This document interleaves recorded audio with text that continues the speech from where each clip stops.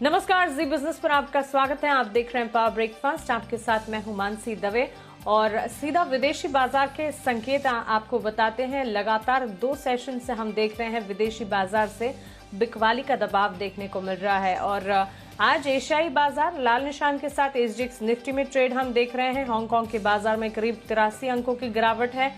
वहीं निक्कई में भी हम देख रहे हैं लाल निशान के साथ ही फिलहाल ट्रेड 300 अंकों की गिरावट देखी गई है। डाउ फ्यूचर्स में करीब 150 अंकों की यहां पर बढ़त के साथ ट्रेड जरूर दिख रहा है, लेकिन बीती रात अमेरिकी बाजार में कोहराम मचता हुआ दिखा। भारी बिकवाली का दबाव, डाउ में करीब 725 अंकों की गिरावट, वहीं नैस्डैक में हमने 150 अंकों की गिरावट के साथ गिरावट और भारी बिकवाली हावी होती हुई देखी। चलिए विदेशी बाजार में इतनी बिकवाली के पीछे की वजह क्या है, विस्तार से दीपांशु से जान लेते हैं। Deepanshu, good morning. बताएं, विदेशी बाजार के संकेत लगातार 2 ट्रेडिंग सेशन से हम देख रहे हैं भारी बिकवाली का दबाव झेल रहे हैं। Good morning Mansi. और डेफिनेटली कमज़ोर संकेत आते हुए दिख रहे हैं जहां तक ग्लोबल बाजारों का सवाल है। हालांकि कहना पड़ेगा जिस तरह से कल हमने अमेरिकी बाजारों में गिरावट देखी, जिस तरह से दोपहर का मूड माहौल हो रहा था जब भारतीय बाजार भी बंद हो रहे थे, हम देख रहे थे कि डाउ 300 पॉइंट्स नीचे था। उस हिसाब से इस समय अगर आप देखें तो उतनी भारी गिरावट नहीं है, बल्कि डाउ फ्यूचर्स तो अब अच्छा रिबाउंड दिखा रहे हैं, 150 अंक ऊपर है और निचले स्तरों से अच्छी रिकवरी के साथ एसजीएक्स निफ्टी भी बस अब मामूली गिरावट के साथ ही नीचे है। तो कमजोर माहौल है, क्यूज काफी वीक है, बट आज सुबह एशिया के बाजार रिकवर भी आपको होते हुए दिख रहे हैं। जापान पर भी नजर डालिए, अब आधे % की ही गिरावट बाकी है और हांगकांग लगभग सपाट ही खुलते हुए दिखा है। बट डेफिनेटली 2 दिनों से अमेरिकी बाजारों में सबसे ज्यादा दबाव आते हुए दिख रहा है। अगर आप कल की और फ्राइडे की गिरावट को कंबाइन करें तो 1000 पॉइंट से ज्यादा डाउ फिसल चुका है। कल ही 750 अंक गिरा और इंट्राडे में तो डाउ लगभग 950 अंक फिसला था, वहां से थोड़ा रिकवर होकर बंद हुआ। S&P 500, नैस्डैक और उनका जो स्मॉल कैप इंडेक्स है रसल 2000, वहां पर भी हमने 1 से 1.5% की गिरावट देखी। अगर आप रसल की बात करें तो 4 दिनों में 6% की गिरावट वहां पर आ चुकी है। एक्चुअली थोड़ी मुनाफा वसूली हुई है और थोड़ी गिरावट की वजह कोरोना के नए मामले उछलने से भी आती हुई दिख रही है। जो डेल्टा वेरिएंट है उसकी वजह से यूएस में नए मामले फिर से उछलकर आ रहे हैं। पिछले 7 दिनों में एवरेज दिन के 26,000 नए मामले आते हुए दिखे हैं और हर 50 राज्यों में, यूएस के जो 50 राज्य हैं, हर राज्य में हमने देखा है कि नए मामलों में बढ़त है। तो वहां से थोड़ी चिंता है कि क्या इसका इकोनॉमी पर फिर से असर पड़ सकता है और थोड़ी जो हम 2 दिन पहले बात कर रहे थे इन्फ्लेशन की चिंता है, उसकी वजह से बाजार में गिरावट आती हुई दिखी। और इकोनॉमी से जुड़े स्टॉक्स पर सबसे ज्यादा आपने दबाव देखा तो ट्रैवल और टूरिज्म स्टॉक्स यहां पर भारी गिरावट थी। एयरलाइंस के शेयर्स में बिकवाली आती हुई दिखी, साथ ही बैंक्स और एनर्जी शेयर्स में भी भारी गिरावट आती हुई दिखी। हालांकि कहना पड़ेगा बॉन्ड यील्ड पर नजर रखिए, क्योंकि यहां पर और दबाव बना है। जो हम फ्राइडे को 1.3% का लेवल देख रहे थे, अब कल 1.2% के लेवल पर आती हुई दिखी है बॉन्ड यील्ड। और साथ ही विक्स में भी बड़ा उछाल आया है, एक दिन में 22% विक्स उछलकर 2 महीने की ऊंचाई पर है। तो ये काफी सारे फैक्टर्स हैं जिसकी वजह से थोड़ी वॉलेटिलिटी बढ़ी है बाजार में, पर आज सुबह थोड़ी स्टेबिलिटी वापस आती हुई दिख रही है। नेटफ्लिक्स और यूनाइटेड एयरलाइंस ये 2 अहम कंपनीज हैं जिनके नतीजे आज आएंगे। इससे ज्यादा एक्शन आपने कल कच्चे तेल में देखा है। 7% टूटा है कल ब्रेंट और $69 के करीब आपको आते हुए दिखा है। जो ओपेक डील हुई है संडे की, उसका एक तो इमीडिएट रिएक्शन आपने ऑयल प्राइसेस पर आते हुए देखा और साथ ही ये जो कोरोना के मामले बढ़ रहे हैं, क्या इससे मांग पर फिर से असर पड़ सकता है। तो सप्लाई बढ़ रहा है और साथ ही मांग पर असर पड़ने की चिंता है। दोनों फैक्टर से तेल में कल हमने 7% की गिरावट देखी। हालांकि आज सुबह प्राइसेस आपको स्टेबल दिख रहे हैं। सोना स्टेबल दिख रहा है और डॉलर में आपने हल्की खरीदारी देखी है। तो ओवरऑल 2 दिनों से काफी कमजोर ग्लोबल क्यूज हैं, काफी भारी एक्शन कल हुआ, पर आज सुबह बाजार थोड़ा संभलते हुए दिख रहे हैं। बिल्कुल दीपांशु, शुक्रिया ये तमाम जानकारी हमें देने के लिए। तो इसे समझे, क्योंकि एशियाई बाजार संभलने की पूरी कोशिश कर रहे हैं। हालांकि दोनों ही दिन अमेरिकी बाजार में भारी बिकवाली का दबाव जरूर देखने को मिल रहा है, लेकिन एशियाई बाजार काफी कनेक्टिंग यहाँ पर डोमेस्टिक मार्केट्स भारतीय बाजार के लिए, और इसी के चलते एशियाई बाजार का ट्रेंड कहां पर जाता है ये देखना काफी इंपॉर्टेंट है। कल के इस कारोबारी सत्र में संस्थागत निवेशकों ने क्या किया ये जान लेते हैं। कैश मार्केट में एफआईआईएस की बिकवाली है, वायदा बाजार में भी एफआईआईएस की बिकवाली है। कैश मार्केट में 2199 करोड़ की बिकवाली एफआईआईएस की तरफ से आती हुई दिख रही है, तो वायदा बाजार में 5929 करोड़ की बिकवाली एफआईआईएस की तरफ से आप देखेंगे। वहीं कैश मार्केट में डीआईएस ने करीब 1048 करोड़ की खरीदारी की है। चलिए, अब ये तमाम संकेत तो आप जानते हैं, लेकिन इन संकेतों के बल पर भारतीय बाजार पर आज आप क्या करेंगे? भारतीय बाजार पर स्ट्रैटेजी क्या बनाएंगे, एशियाई बाजार जो कि अपने आप को संभालने की पूरी कोशिश कर रहे हैं, इसे देखते हुए आज पहली रणनीति क्या होनी चाहिए, चलिए जान लेते हैं। जुड़ रहे हैं हमारे साथ जी बिजनेस के मैनेजिंग एडिटर अनिल सिंघवी।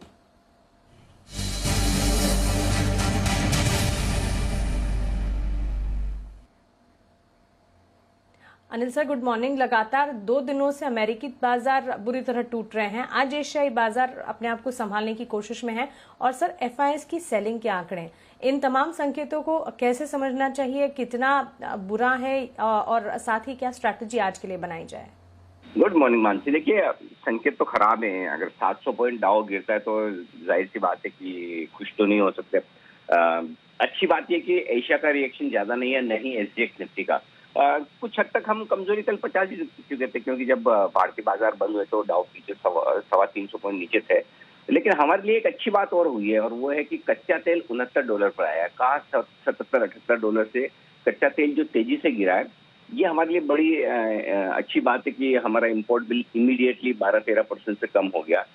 तो ये एक बहुत बड़ी राहत की बात है। शायद थोड़ा बहुत असर उसका भी है। अब 2 फैक्टर है, एक और जहां ग्लोबल मार्केट्स कमजोर हैं, लेकिन डाउ फ्यूचर थोड़ा सपोर्ट देकर ऊपर आने की कोशिश कर रहे हैं। तो ग्लोबल संकेतों को आप हल्का सा न्यूट्रल मानकर चलें, क्योंकि जहां थोड़ा बाजार कमजोर है वहीं कच्चा तेल हमारे लिए जो कमजोर हुआ वो फायदे की बात है। अब लोकल ट्रिगर्स पे आइए। लोकल ट्रिगर्स में 2 चीजें देखिए मानती है। एक तो ये कि एफआईएस की तरफ से बिकवाली जो हुई है वो बड़ी तेज हुई है, और वो जाहिर सी बात है कि बाजार में ऊपरी स्तरों पर थोड़ा दबाव बनाए रखेगी। लेकिन 2 अच्छी चीजें जो है वो ये कि एक, एफआईएस की इंडेक्स लॉन्ग पोजीशन घटकर 60% के आसपास आ गई, यानी कि काफी कुछ वो हल्के हो चुके हैं, शायद और ज्यादा ना बेचें। दूसरा, पुट कॉल रेशियो फिर से ओवरसोल्ड लेवल पर आ गया है 0.89 पर, तो निचले हिस्सों से खरीदारी आती दिखेगी। और तीसरी एक और बढ़िया बात है कि इंपोर्टेंट सपोर्ट लेवल के आसपास बाजार पहुंच सकते हैं, वहां से खरीदारी होगी। तो वही हमारा जो रेंज है 15,575 15,650, ये मजबूत सपोर्ट जोन है। इस रेंज में बाजार मिले तो खरीदारी करनी चाहिए। बेसिकली 15,700 के नीचे धीमे धीमे खरीदारी का वक्त है। ऊपर में 15,825 से 15,900 की वो रेंज है, जहां तक बाजार पहुंचने की कोशिश करे तो वहां पर फिर से प्रॉफिट बुकिंग आती दिखेगी। बैंक निफ्टी का जहां तक सवाल है, 34,550 34,700 दिन के लिए मजबूत सपोर्ट जोन है, और ऊपरी स्थानों पर 35,375 से 35,550 बैंक निफ्टी की ये हायर रेंज है, जहां पर जाने पर बैंक निफ्टी पर प्रॉफिट बुकिंग और बिकवाली भी आती दिखेगी। तो मुझे लगता है कि अगर गैप से नीचे खुले तो तुरंत खरीदारी और शॉर्ट कवरिंग आती दिखेगी। स्टेबल खुले तो फिर थोड़ा देखते हैं कि ग्लोबल मार्केट से किस तरह के संकेत दिखते हैं। जिस भी तरफ पहुंचे ट्रेडिंग रेंज के पहले सिरे पर, वहां पर आपको कॉन्ट्रा कॉल लेना चाहिए। तो दोनों तरफ के ट्रेड बन सकते हैं। अगर बहुत गैप से नीचे खुले तो खरीदारी आएगी, गैप से ऊपर खुले या खुलने के बाद ऊपर बढ़ गए तो वहां पर थोड़ी प्रॉफिट बुकिंग भी, ये आज का ट्रेंड रह सकता है मानसी। बिल्कुल, शुक्रिया अनिल सर, ये स्ट्रैटेजी और आज का ट्रेंड हमें समझाने के लिए। तो कॉन्ट्रा कॉल लेने की राय अनिल सर की तरफ से आती हुई, दोनों तरफ के मौके आज बाजार में देखने को मिल सकते हैं। लेकिन ट्रेडिंग रेंज आप निफ्टी के लिए 15,575 से 15,650 इसे मजबूत सपोर्ट के तौर पर मानकर चलें। वहीं 15,825 से 15,900 ये निफ्टी के लिए ऊपरी रेंज होगी। बैंक निफ्टी 34,550 से 34,700 इसे मजबूत सपोर्ट के तौर पर मानना चाहिए। और बैंक निफ्टी की ऊपरी रेंज जो है 35,375 से 35,550। वॉलेटाइल मार्केट से रहने की पूरी संभावना है। इसके चलते जितनी ट्रेडिंग रेंज हम आपको बता रहे हैं उसे ध्यान से आप जरूर नोट डाउन कीजिएगा। चलिए, खबरों वाले शेयर्स और कल बाजार बंद होने के बाद कौन से नतीजे आए, साथ ही आज के लिए कौन से ट्रिगर्स इंपॉर्टेंट है, वरुण से जानेंगे। Varun, good morning. सबसे पहले, कल बाजार बंद होने के बाद कितनी कंपनियों के कौन से नतीजे आते हुए दिखे और कैसे रहे वो नतीजे?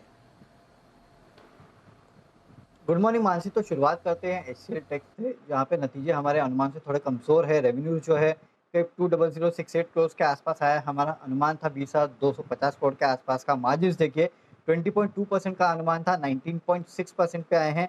मुनाफा भी 3,250 करोड़ का अनुमान था, 3,214 करोड़ पे आया है। यानी कि हर पैमाने पे नतीजे जो है हमारे अनुमान से कमज़ोर है। और कॉन्स्टेंट करेंसी ग्रोथ जो है केवल 0.7% के आसपास आई है, जबकि 1.5% का अनुमान था। कंपनी ने 6 रुपये प्रति शेयर का डिविडेंड का इंटरिम डिविडेंड का ऐलान किया है। हालांकि इसके अलावा यहाँ पे एसीसी नंबर्स अच्छे हैं, काफ़ी स्ट्रॉन्ग नंबर्स है।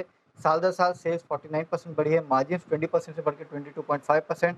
मुनाफा जो है 534 करोड़ पे आया है। क्वार्टर भी अगर आप देखेंगे तो मार्जिन में अच्छा खासा इजाफा देखने मिला है। इसके अलावा निप्पॉन लाइफ यहाँ पे नतीजे अच्छे, रेवेन्यूज 30% बढ़े हैं, मुनाफा 16% बढ़ के 181 करोड़ के आसपास आया है।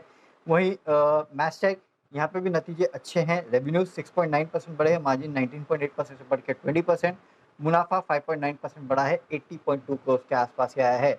सुप्रीम पेट्रो यहाँ पे साल दर साल अगर आप देखेंगे तो कंपनी घाटे से मुनाफे में आई है। 12 करोड़ के घाटे के मुकाबले 146 करोड़ का मुनाफा कंपनी ने किया है। रेवेन्यूज में भी अच्छा उछाल देखने मिला है। एबिटा फ्रंट पे भी लॉस से प्रॉफिट में आई है। 3.5 करोड़ के लॉस के मुकाबले 198 करोड़ का मुनाफा कंपनी ने किया है। हालांकि क्वार्टर इस कंपनी के नतीजे जो है वो थोड़े कमजोर है। बिल्कुल वरुण, साथ ही खबरों वाले शेयर्स और आज के लिए कौन से इंपॉर्टेंट ट्रिगर्स हैं हमारे पास? ट्रिगर्स तो कुछ निफ्टी कंपनी है जो अपने नतीजे घोषित करेगी, जिसमें बजाज फाइनेंस और एशियन पेंट शामिल है। इसके अलावा एफएनओ में आईसीआईसीआई प्रू के नतीजे आने वाले हैं। एक्स डिविडेंड है डॉक्टर लाल पाथ और दीपक नाइट्रेट, तो इसका इम्पैक्ट आपको देखने मिलेगा प्राइस के एडजस्टमेंट में।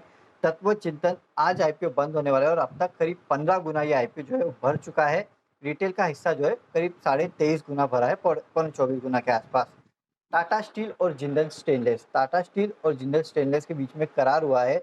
दोनों कंपनियों ने ओडिशा में सुकिंदा में जो क्रोम और की माइनिंग के लिए एक एमओयू साइन किया है। इसके अलावा एविएशन काउंटर पर नजर रखिएगा, क्योंकि डीसीजीए के तरफ से डेटा आया है।